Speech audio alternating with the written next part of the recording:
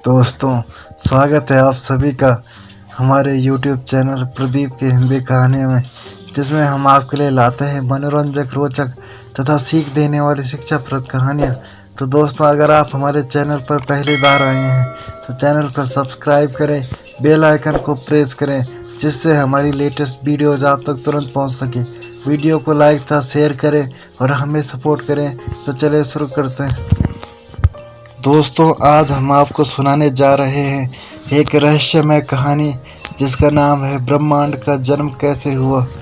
सृष्टि से पहले सत नहीं था, असत भी नहीं, अंतरिक्ष भी नहीं, आकाश भी नहीं था।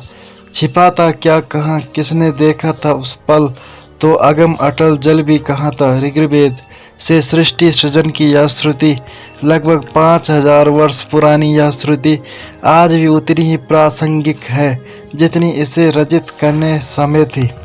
सृष्टि की उत्पत्ति आज भी एक रहस्य है। सृष्टि के पहले क्या था, इसकी रचना किसने, कब और क्यों की, ऐसा क्या हुआ जिससे यह इस सृष्टि का निर्माण हुआ। अनेकों अनसुलझे प्रश्न हैं जिनका एक निश्चित उत्तर किसी के पास नहीं है।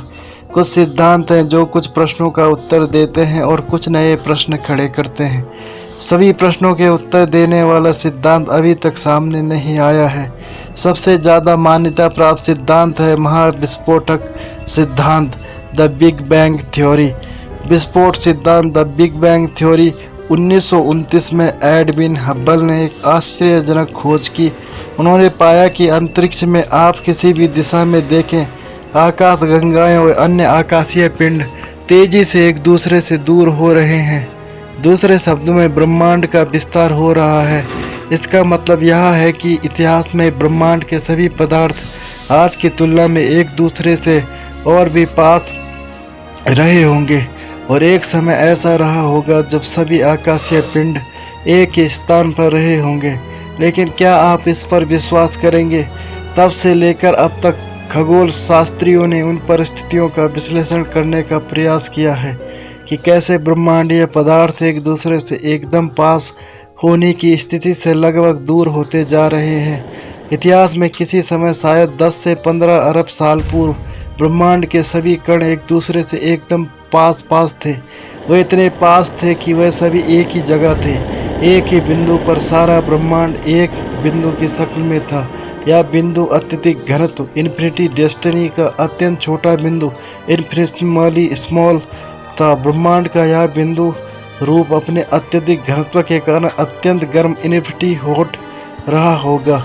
इस स्थिति में भौतिकी, गणित या विज्ञान का कोई भी नियम काम नहीं करता है। यह वह स्थिति है जब मनुष्य किसी भी प्रकार अनुमान या विश्लेषण करने में असमर्थ है। काल या समय भी इस स्थिति में रुक जाता है। दूसरे शब्दों में, काल और समय के कोई मायने नहीं रहते हैं। इस स्थिति में किसी अज्ञात कारण से अचानक ब्रह्मांड का विस्तार होना शुरू हुआ।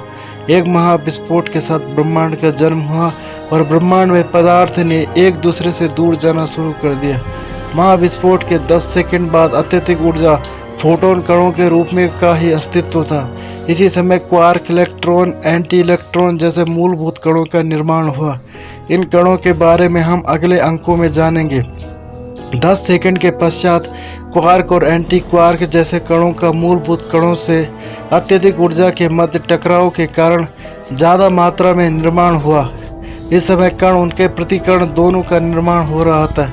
इसमें से कुछ एक कण और उनके प्रतिकण दूसरे से टकरा कर खत्म भी हो रहे थे। इस समय ब्रह्मांड का आकार एक संतरे के आकार का था। 10 सेकंड के पश्चात एंटी क्वार्क क्वार्क से टकराकर पूर्ण रूप से खत्म हो चुके थे।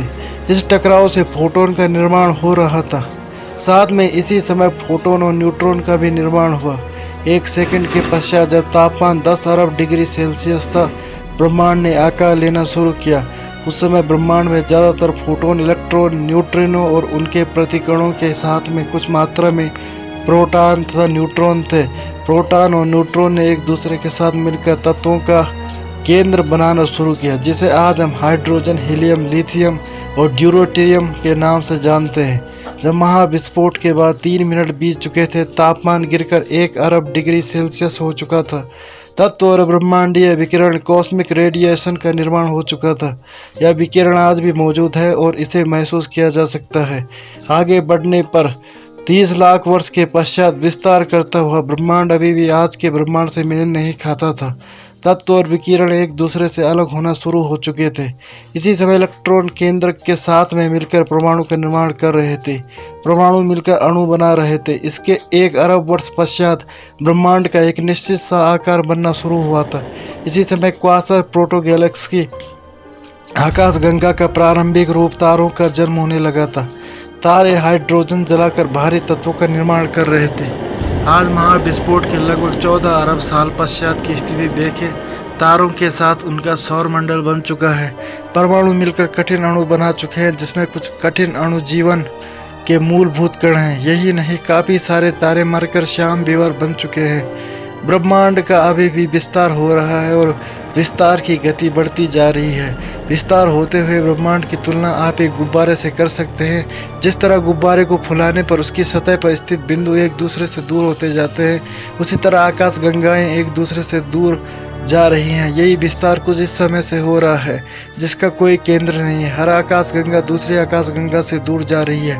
वैकल्पिक सिद्धांत और ऑल्टरनेटिव थ्योरी इस सिद्धांत के अनुसार काल और अंतरिक्ष एक साथ महाविस्फोट के साथ प्रारंभ नहीं हुए थे।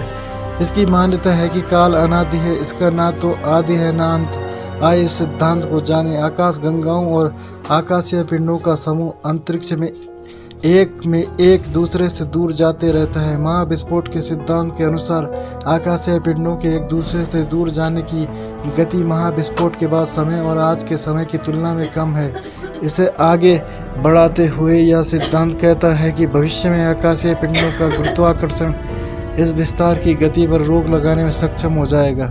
इसी समय विपरीत प्रक्रिया का प्रारंभ होगा, अर्थात संकुचन का।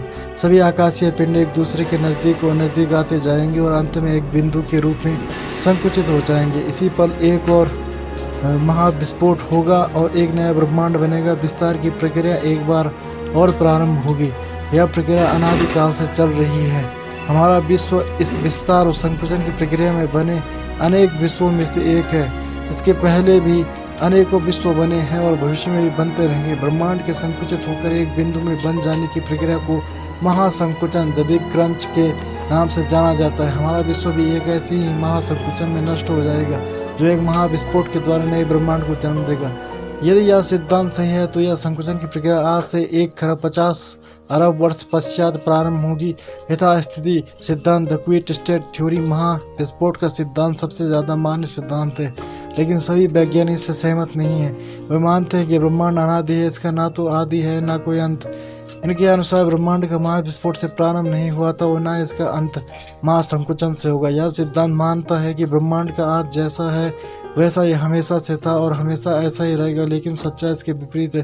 तो दोस्तों, ये थे आज की कहानी। उम्मीद करता हूँ आपको कहानी पसंद आई होगी। अगर आपको कहानी पसंद आए तो चैनल को सब्सक्राइब करें, वीडियो को लाइक तथा शेयर करें और हमें सपोर्ट करें। धन्यवाद।